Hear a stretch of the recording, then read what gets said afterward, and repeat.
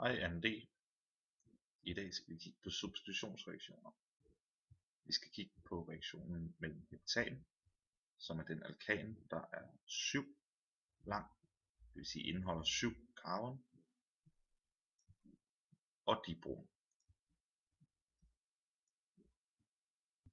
Hvis man blander de to stoffer, sker der ingen reaktion. Men hvis man derimod blander dem og sørger for at tilføre noget lys, så vil der ske en reaktion. Det som sker er, at det ene hydrogen på heptanen bytter plads med en brom. Og tilbage har vi brom med en hydrogen på.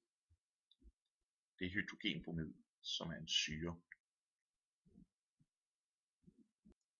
Grunden til, at det bliver kaldt for en substitutionsreaktion, er, at man substituerer en brom med en hydrogen.